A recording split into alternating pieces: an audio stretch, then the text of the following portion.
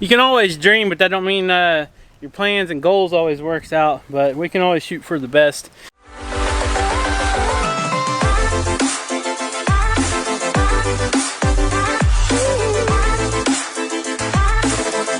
OCO, what's going on, everybody? Welcome back to the farm vlog here at Hidden Heights Farm. My name is Kevin and it is a beautiful day today.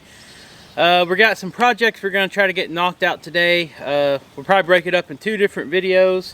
You guys can see behind me we got this chicken tractor here, and I'm not going to probably talk about that too much in this video. We got the Cornish cross chickens in the shop still. We're going to try to get them put out today. But today, the first video I'm going to do is I've got to get some gutters on our feeder pig shed. That way we can move that stock tank for their waterer and try to harness the rain that God gives us, and that way it just replenishes the water in the tank and they always have fresh water to drink. And excuse me if it's a little windy. The wind's picking up pretty good and I'm sure the microphone's picking it up. But let's get to the point. I know the last video we ended and we still had not found the lost pig, and I'm sorry to let you guys know that the pig did not survive, but something very interesting. I woke up first thing that next morning right at daylight. I looked outside. I always look outside our windows to check on our livestock and such, and I seen Daisy with something in her mouth. Well, I guess what had happened is Daisy got out of the fence. I don't know if the little pig wandered down towards her pasture or not, because her pasture's way over here and the little pig got out way on the east side.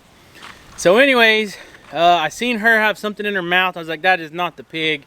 And sure enough, it was the little pig, and no, she did no harm to it. It was dead. It wasn't dead a long time. There was no marks on it, nothing like that. It was kind of cool that night, and it was nobody else's fault but us. It wasn't the mama pig's fault. It wasn't Daisy's fault. Daisy actually found the pig and she brought it up here close to the fence, closest to the house, and she didn't know that I seen her. Well, she kind of walked around with it. She was carrying it just like a little puppy right here on the scruff of its neck. And by the time I got my shoes on and I came outside, I didn't have time to film. I was just hoping and praying that the little pig was alive and Daisy found it. But anyways, I got out here and I could not find Daisy. Well, she had actually went towards the kid's fort, and she dug a hole and buried the baby pig. And that is a awesome trait to have in a livestock guardian dog, because what she's doing is she's trying to hide that dead animal, the dead baby pig, because she don't want any predators to come around and get it, and she don't want any predators start coming around to killing the little goats and stuff like that. So it's crazy. I know it's kind of unbelievable. I come in and told Rachel and she's like, no way. And I was like, yeah, seriously. So that's just another awesome deed that Daisy did. Unfortunately, we lost the baby pig, but it is what it is. We'll take a look at them here in a little bit. They are 4 days old now. It's been 4 days since we made a video. We are down to 3 baby pigs. Originally, she did have 6. One was born dead. One got lost in the woods and died. For whatever reason, the last one died. So we're down to 3, and they're 3 little girls. So I'm going to get started on this guttering. And like I said, I'm sorry about this wind. It's a little windy. So we'll go do an update on the pigs here in a little bit. As soon as I get some of this stuff done, we'll go down and see what all we need to get gathered up for material, because I'm just piecing this together. You guys might have noticed in one of my last videos I was talking about the guttering on there, and I have never done any type of guttering or anything like that at all, but I'm taking advice from a lot of you guys. I'm gonna walk over here towards the shop a little bit. Might get dark, get out of this wind. So I'm taking advice from you guys, because a lot of you said, hey, all these other channels, they use pipe, PVC pipe for guttering. Well, I got 3-inch, and the reason I got the 3-inch PVC pipe is our local supplier didn't have a lot of the fittings I needed. They did have most of them for the 3-inch, but I got to get one more little piece, and they don't have it. The little piece I got to get is just like a joint to put the 2 pieces together, because these only come in 10-foot sticks where I get them. So the first thing I'm going to do is cut one of these in half. I won't need both of them cut in half. The other one is going to be used for the downspout, and I got a couple 45s. I'm going to try to kind of bend it around a little bit to get it to go down into that stock tank water we have for the pigs. So like I said, I'm new to this. I'm learning something here. Hopefully it turns out okay. Hopefully my overhang with this 3-inch pipe is going to be just right. And the hangers I got, I'm going to have to try to find a treated piece of wood that is 3/4 thick, 3/4 inch thick, because the ribs on the tin is 3/4 inch thick, and I need it to be flush for when I get the lag bolts to screw in the mounts that's going to hold this. So I don't know, I'm going to get started. We'll see what happens with it.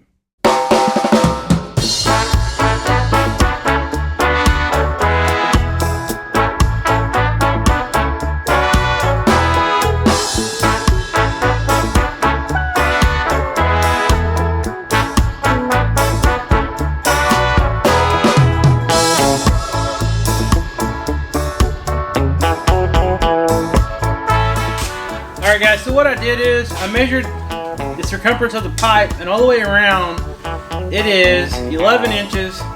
So what I did is made a mark, and what I'm going to I'm going to draw a line right here, but if you guys look on this pipe, there is some writing on here, some printed ink, and it's usually in a perfect straight line. So I'm going to run my tape down and try to make a straight line. But what I did here is I made my marks on top and one on bottom, because we got to cut this in half. We're going to use a skill saw. We're going to make a cut on top and then a cut on bottom. So half of 11 inches is 5.5. So what I did is I measured around to the bottom 5.5, and then I checked it going the other way, and it's 5.5. So that should be perfectly centered. So what I'm going to do now is try to get a line drawn out from the other end, from here to there, and that way we have a straight line to cut.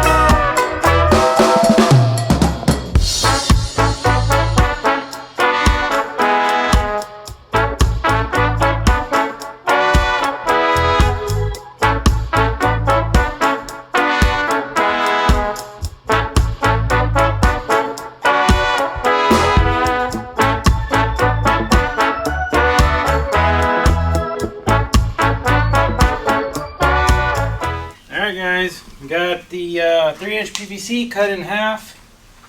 So now I'm going to get the brackets and make sure everything's going to work okay. Get some measurements and make sure the fittings and all that. Like I said, I need one more fitting to joint these two together, but I think we can get most of it up today. Okay, so now that we have our pipe cut in half, I'm going to show you guys some of the stuff I'm going to be using to put this up. Here are the brackets. And I'm going to take a walk over here and show you guys what this looks like with the ribs of this metal siding. So I should be able to come out okay. This is how it's going to be mounted on there like that, and you can see that this is almost the same. It sticks out just about the same as that little rib is, so I don't think I'm going to have to put any kind of backing on there. I think it'll work. I think this PVC will flex a little if I need it to be. So anyways, that's the plan. I got some lag bolts here, some 2-inch lag bolts. I'm going to pre-drill. I'm going to pre-drill the metal siding, and then I'm going to try to attach these brackets to these 2-inch lag bolts. And then I got our T, I got some 45s, I got some caps. And one thing I was going to talk about is when you try to put the caps on here like it is now, when you cut this in half, it kind of loses its true form. So it might be a little loose, so I'm going to go ahead and grab some silicone too, because I don't know how well the glue is going to hold. So I'm going to get this stuff loaded up, get this other piece of pipe here that I'm going to use as my downspout. I got my Sawzall here to cut it, and grab some glue and silicone and load up this ladder, and we'll go to the hog shelter. These guys and girls are using their new feeder. They really seem to like it. little skittish, but that feeder, this Osborne feeder, is working out great. So I'm out here, and after looking at this, I held up a piece of that pipe up here, and I got about 2.5 inches of overhang here, and I'm afraid that if the water comes off this roof, since it's sloped, if it builds any kind of velocity, the trajectory of it will just overshoot the pipe. I don't want to cut any of this trim, so what I planned on doing, you know, like any other guttering, I do know it's at an angle. This one might have a little more angle than what you would normally put on like a house or whatever. This is just a pig shed, so it's not a big deal. The main goal is to shed the water from going here and going back up into their pen or their shelter, and try to harness it to where it goes into the stock tank. I'm going to put it on this north side here to try to keep it out of the sun. That way the algae and all that stays down, and the temperature of the whole tank stays down, since it is a metal tank. So what I got here is I got some scrap pieces of some treated 2x4s. I'm going to cut these up, and everywhere I was going to put a bracket, I'm going to put a little piece right here into a 2x4 up here, screw it in, and then I can put my bracket in here, and that should change to where this overhang goes right into the center of the pipe, and that way we can catch it all and it don't overshoot it.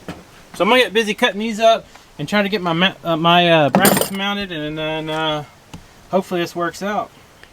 Hey guys, so I'm not too sure about using this PVC. It might work. I wasn't really sure how to make it all work, so I kind of just try to piece everything together. And like I said, when you cut this stuff in half, trying to put it in these joints, the compression just isn't there to hold it tight in these fittings. So I got this clamp on there, trying to hold it with that glue, and hopefully it'll dry. And I went ahead and used the 2x4, screwed them in up here, got my lag bolts in these brackets, and I can't go any further this way until I get those unions, or just a sleeve to put two of these pieces together. I still got like 4 more feet to go that way, and now I'm going to start working on my downspouts. I need to go empty that tank and bring it over here so I'll know exactly where I want it, and that way I can get all my measurements on my fittings and all that, so I can cut it to fit everything to make it go right down into that tank.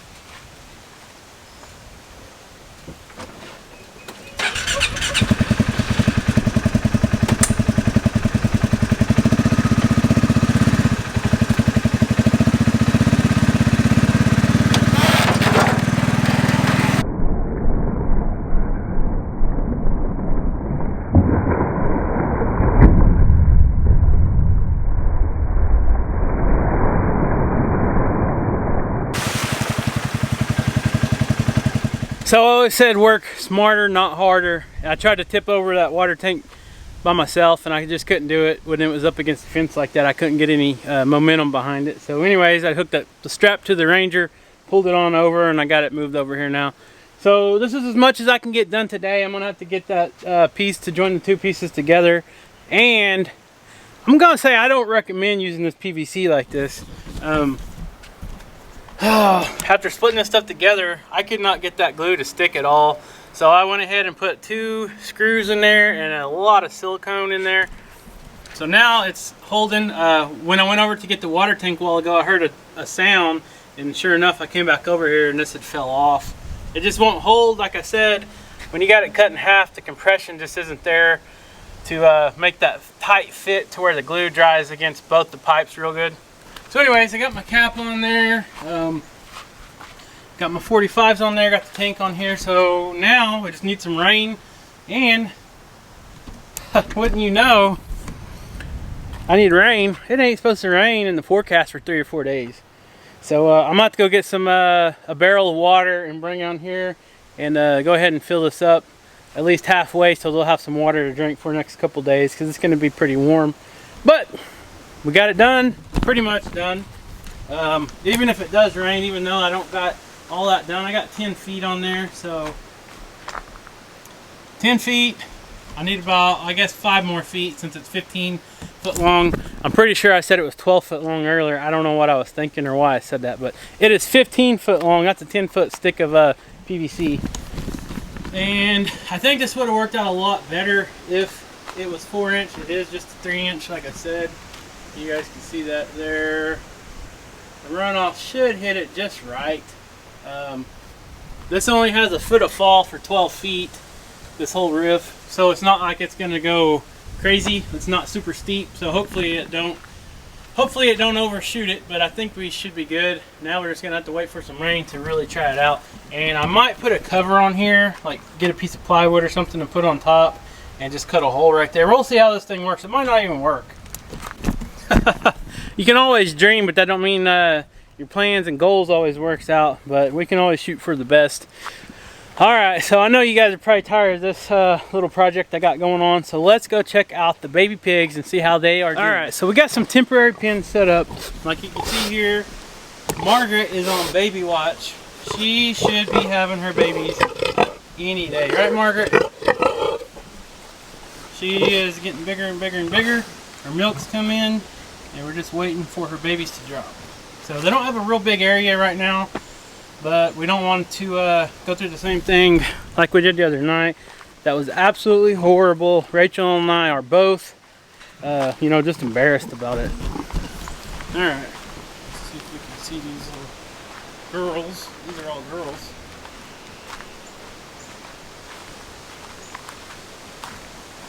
Look there, guys. 3 sleeping pigs. Well, I guess 4 if you count the mama. She's always sleeping. Well, you know, Helga.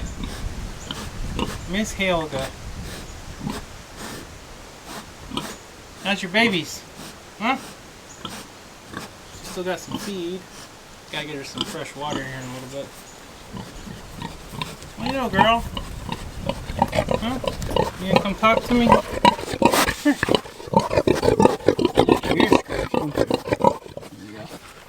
I'll get you some water in just a minute. I just wanted to come show all the viewers your beautiful babies.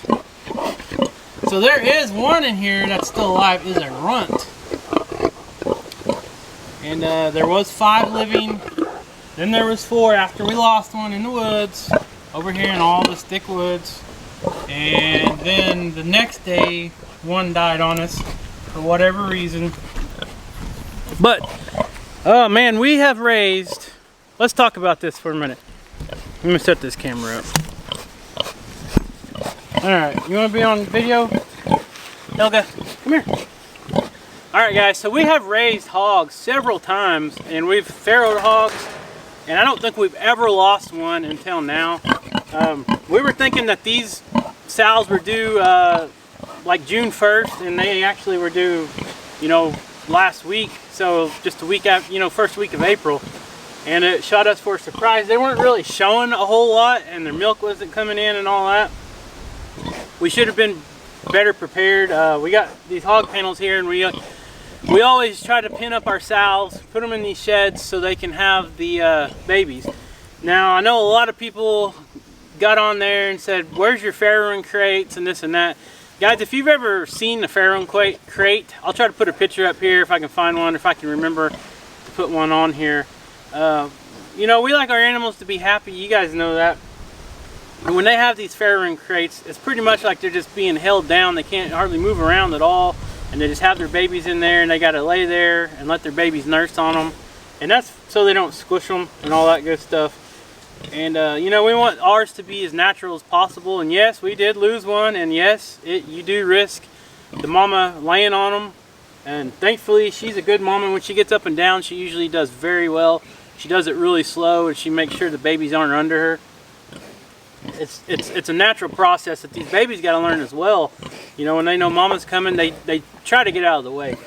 So before you guys beat us up too much on that, you know, we like having them in these bigger open spaces rather than in little crates or little bitty pens. Right now they're in these little pens, and that's just because our fencing right here is not set up for these little pigs. They go right through it, and as soon as they're a couple weeks old, maybe another week or two old, they won't be able to get through this fence anymore, and you know, they'll stay by their mama anyway, so we won't really have to worry about it.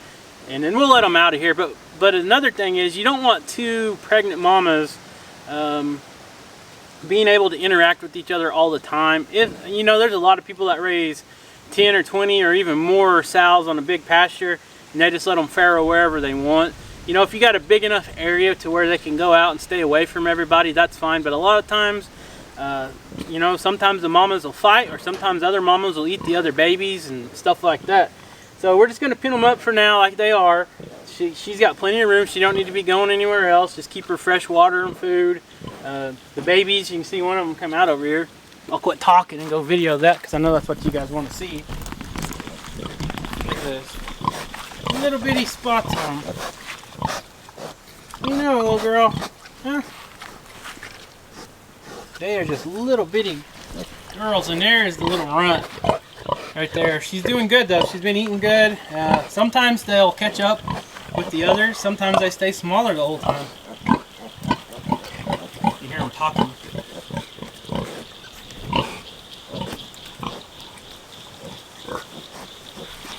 Another little runt.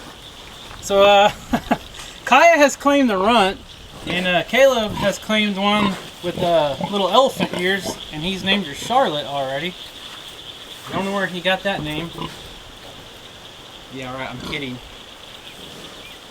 I think Charlotte is the one that's in there. She's can't really see right now. And here's another one. Here's another of the little girls. You know, little girl. Huh? There's old Charlotte. They just look like their ears are so floppy. They look like little elephants. It's so funny. Good job, Helga. You're doing a good job. Alright guys, I gotta go get a bucket so I can get her some fresh water. And then here in a little bit we're gonna make another video. We gotta do something with these meat chickens and get them out of the shop. They are growing so fast, it's crazy. So she's gonna get down here in the mud and kind of walk around, I think. Maybe not. So anyways guys, if you wanna check on the process, or you wanna check out our baby goats that's growing up, you wanna keep track of these little baby pigs that's growing up, hopefully they all make it, pray for us. We could always use prayers. You know, when you raise animals, when you raise a lot of animals, you're gonna have losses. And if you're following YouTube channels that have farms and several animals, and they're never showing that they lose animals or have anything bad happen, then they're not showing you 100% of the truth. And that's what our channel, you know, we try really hard to show you guys 100% of everything. And just keep it real, because we get a lot of comments saying, hey, we really love your channel because you guys show the good and the bad. You know, other people can learn from our mistakes is the way we look at it. So I'll quit rambling on and go get her some water. And if you're not subscribed, I ask you guys to please subscribe to the channel. Leave a comment down below, and we'll see you next time.